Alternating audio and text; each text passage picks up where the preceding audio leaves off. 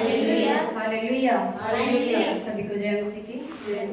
हम परमेश्वर का धन्यवाद करते हैं कि परमेश्वर ने फिर मौका दिया कि हम उसके चरणों में बैठें। Hallelujah hallelujah. और खुदा का शुक्र है कि परमेश्वर ने हम सबको सुबह से लेकर अभी तक हम सबको संभाल के रखा है। हम उस महान परमेश्वर का धन्यवाद करते हैं। Hallelujah hallelujah. जैसा कि आप सबके सामने वचन में से पढ़ा गया है, मत्ती की अंजील उसका 16 बाब उसकी 24 आयत से लेके 28 आयत तक वचन पढ़ा गया। और आज का वचन बेटे अनिल ने पढ़ा है और आज हम वचन में देखते हैं कि परमेश्वर हमसे क्या कहना चाहता है। Hallelujah hallelujah. यहाँ देखिए ऊपर ही परमेश्वर का वचन कहता है यीशु के पीछे चलने का अर्थ। Hallelujah hallelujah. यीशु के पीछे चलने का अर्थ क्या है? परमेश्वर आज हमसे क्या बातें करना चाहता है कि हम यीशु के पीछे चल रहे हैं। हम परमेश्वर हमसे पूछना चाहता है कि हम सही तरीके से खुदा के पीछे चलते हैं कि नहीं। Hallelujah hallelujah. सब ध्यान परमेश्वर के वचन की ओर लगाएं 24 आयत पे। जिनके पास बाइबल है वो बाइबल खोल लें ताकि आप सबको भी पता चले कि हम कहाँ से देख रहे हैं। Hallelujah hallelujah. यहाँ देखिए अब 24 आयत पे अपना नजर डालें। तब यीशु ने अपने चेलों से कहा, यदि कोई मेरे पीछे आना चाहे तो वह अपने आप का इनकार करे और अपना क्रूस उठाए और मेरे पीछे हो ले। Hallelujah hallelujah. प्रभु यीशु मसीह अपने चेलों से कह रहे हैं यदि कोई मेरे पीछे आना चाहे तो वह अपने आप का क्या करे? इनकार करे और अपना क्रूस उठाए और मेरे पीछे हो ले। है ना? अपने आप का इनकार करने का क्या मतलब होता है? क्या परमेश्वर का अर्थ क्या है कि परमेश्वर अपने चेलों से उस समय वो अपने चेलों से कह रहे, पर आज ये वचन हमारे लिए कि परमेश्वर हमें क्या कह रहा है कि हम अपने आप का क्या करें? इनकार करें। है ना? अपनी अभिलाषाओं को, है ना, जो हमारे अंदर है ना, हम कई बार ये अपनी अभिलाषाओं के कारण, है ना, अपनी लालसाओं के कारण हम क्या करते हैं? प्रभु यीशु मसीह के पीछे नहीं चल पाते हैं, उसकी आज्ञाओं को नहीं मान पाते। इसी तरह परमेश्वर का वचन यहाँ कहता है कि यदि कोई मेरे पीछे आना चाहे तो वो क्या करे? अपने आप का इनकार करे और अपना क्रूस उठाए। जब तक हम अपनी शरीर की अभिलाषाओं को इनकार नहीं करते ना, अपनी आदतों को नहीं छोड़ते, तो हम प्रभु यीशु मसीह के पीछे नहीं चल सकते हैं। अगर जब तक हम अपनी अभिलाषाओं को, अपनी आदतों को, जो हमारे अंदर है ना, जो बुराइयां, जो भी कमी है ना, जब तक हम उन्हें नहीं छोड़ेंगे तो हम प्रभु यीशु मसीह के पीछे नहीं चल पाएंगे, जब तक हम उसका त्याग नहीं करते। तो इसी तरह परमेश्वर का वचन यही कह रहा है कि हमें क्या करना होगा? अपनी अभिलाषाओं को, है ना, अपनी बुरी आदतों को जो परमेश्वर को नहीं भाती है ना, जो परमेश्वर के योग्य नहीं है, तो उसे परमेश्वर क्या कर रहा है? उन्हें उनका इनकार करने कह रहा है ना। उसका क्या करो? तुम उसका इनकार करो और मेरे पीछे हो लो और अपना क्रूस उठाओ। परमेश्वर का क्रूस उठाना क्या है? परमेश्वर का वचन, है ना, परमेश्वर की बातें जो खुदा हमें सिखाता है ना, परमेश्वर का कलाम। अगर हम परमेश्वर के वचन को सुनते हैं, सीखते हैं, तो हमें क्या होना चाहिए कि परमेश्वर के वचन के अनुसार हमें चलना चाहिए। अगर हम परमेश्वर के वचन के अनुसार चलेंगे तो ये परमेश्वर का वचन ही क्या होता है? क्रूस, है ना। जो परमेश्वर के वचन को हम सुनते हैं, उसे मानते हैं, उसके क्रूस को उठाते हैं प्रतिदिन। परमेश्वर, हमारे यहाँ दास कहते हैं, प्रतिदिन हमें क्या करना चाहिए? वचन को पढ़ना चाहिए और परमेश्वर से दुआ करनी चाहिए। अगर हम, है ना, रोज परमेश्वर से दुआ करेंगे और उनसे प्रार्थना करेंगे तो परमेश्वर हमें आशीष देता है। इसी तरह परमेश्वर का वचन कहता है कि तुम अपनी अभिलाषाओं को, है ना, अपनी बुरी आदतों को जो खुदा को पसंद नहीं है, वो सबको क्या करने कह रहा है कि तुम इन्हें छोड़ दो, त्याग दो, इनका क्या कर दो? तुम इनकार करो। है ना? आज हम उसको अपनी जो अंदर है हमारे, कई बार हम अपनी अभिलाषाओं के कारण हम परमेश्वर के नजदीक नहीं आ पाते ना, अपनी इच्छाओं के कारण, अपनी सोचों के कारण हम परमेश्वर के पास नहीं आ पाते। इस तरह परमेश्वर का वचन कहता है उन इच्छाओं को, जो बुरी इच्छाएं हैं, है ना, जो बुरी बातें हैं, जो बुरी अभिलाषाएं हैं, परमेश्वर से क्या करने कह रहा है कि त्याग दो, उसे छोड़ दो, उसका इनकार कर दो और क्या करो? मेरे पीछे हो लो और मेरा क्रूस उठाओ। क्योंकि परमेश्वर का वचन हम देखते हैं मत्ती की अंजील में कि परमेश्वर का वचन कहता है, हे बोझ से दबे लोगों, मेरे पास आओ, मैं तुम्हें विश्राम दूंगा, मेरा जुबा उठाओ। क्योंकि परमेश्वर का जुबा क्या है? सहज और हल्का है। परमेश्वर का क्रूस क्या है? वो हल्का है ना। हमारी जो सोच विचारें होती है वो हमारी भारी होती है, क्योंकि हम कई तरह से सोचते हैं, कई तरह से मांगते हैं परमेश्वर पर। जो खुदा हमारे लिए करता है वो अच्छा होता है। यहाँ देखिए 25 आयत में क्या करता है? कहता है परमेश्वर, क्योंकि जो कोई अपना प्राण बचाना चाहे वह उसे खोएगा, और जो कोई मेरे लिए अपना प्राण खोएगा वह उसे पाएगा। हालेलुया। परमेश्वर का वचन कहता है जो कोई, है ना, जो कोई परमेश्वर के लिए अपना प्राण को क्या करेगा? त्यागेगा, है ना, तो वो उसे क्या करेगा? पाएगा। अगर हम परमेश्वर के लिए है ना, खुदा के लिए अपने प्राण को क्या करते हैं, त्याग देते हैं ना, परमेश्वर के पीछे चलते हैं, चाहे जैसे हमने कल भी वचन में सुना, चाहे हमें लोग कितना भी सताए, चाहे कितना भी कुछ करें, हम परमेश्वर का पीछा नहीं छोड़ते, तो परमेश्वर भी हमारा हाथ कभी वो नहीं छोड़ता, क्योंकि परमेश्वर का वचन ही कहते हैं, ना मैं तुझे कभी छोड़ूंगा, ना मैं तुझे कभी त्याग दूंगा। अगर हम उसके पीछे चलते हैं ना, अगर हम परमेश्वर के वचन पे चलते हैं, हम अपने प्राण को खो भी देते हैं। ये शरीर है, इसने तो खत्म होना ही है, पर जो आत्मा है वो कहाँ जाती है, खुदा के पास जाती है। तो खुदा यहाँ आत्मिक रूह के बारे में कह रहा है कि जो इंसान क्या करेगा, परमेश्वर के लिए अपने प्राण को खोएगा, वह उससे क्या करेगा, पाएगा।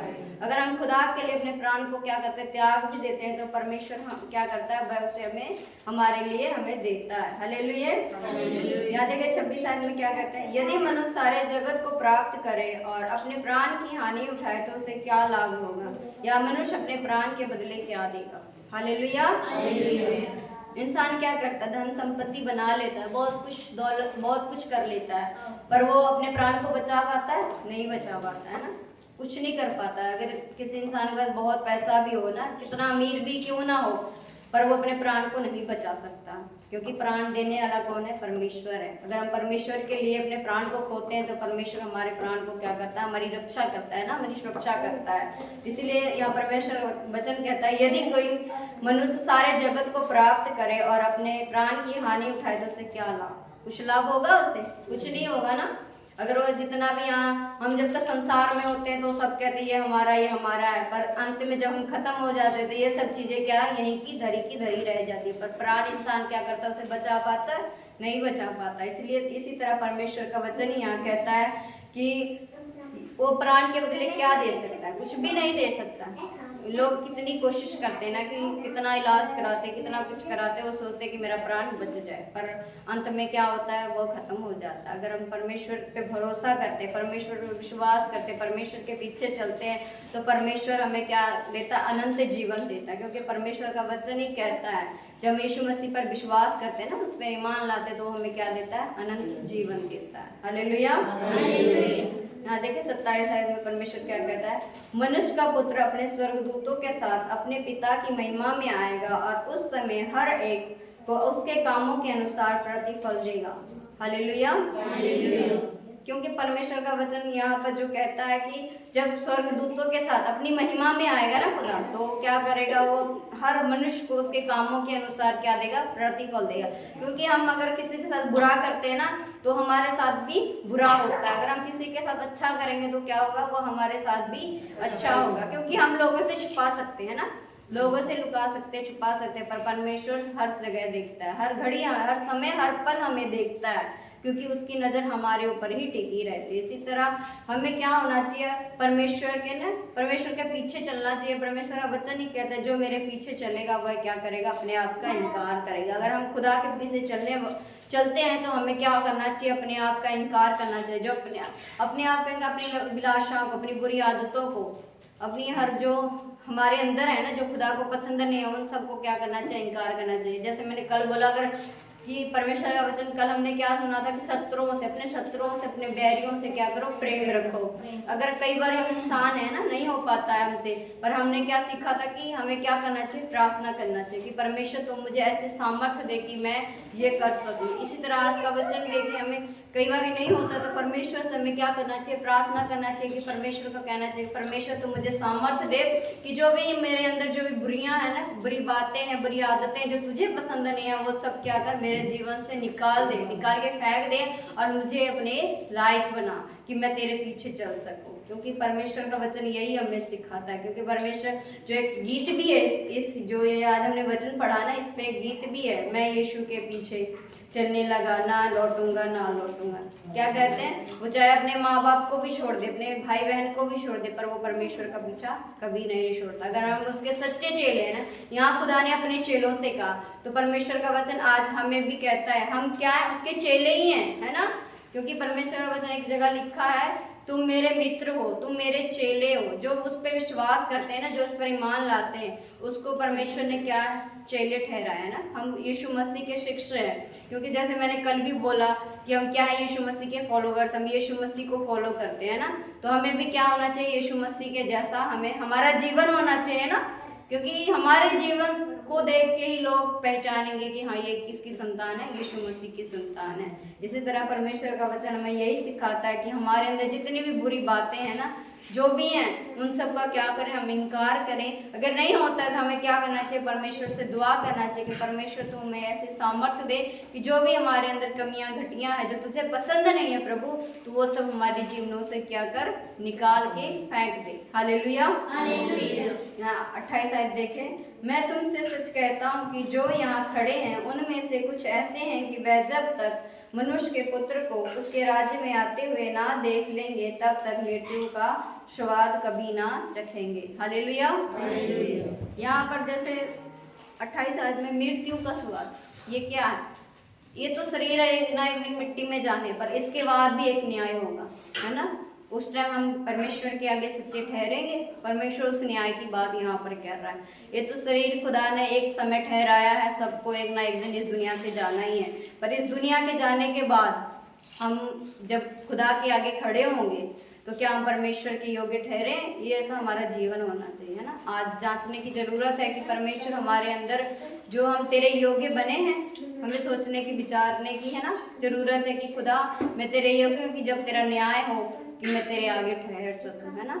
अगर हम उसके न्याय के आगे ठहर सकेंगे तो कभी भी, परमेश्वर के यहाँ वचन कहता है, कभी भी वो जन मृत्यु का स्वाद नहीं चखेगा, है ना। उसे क्या मिलेगा, अनंत जीवन मिलेगा। क्योंकि ये तो शरीर है, इसने खत्म हो जाने पर इसके बाद जो ना, जो दुख, जो कष्ट आएगा ना, वो उसके बाद होगा। लोग सोचते हैं कि ये संसार में ही दुख है, ये कुछ भी दुख नहीं है। जो इसके बाद दुख आएगा ना, वो सबसे बड़ी दुख है। तो हमें क्या करना चाहिए, उसके लिए प्रार्थना करना चाहिए, उस जीवन के लिए प्रार्थना करना चाहिए।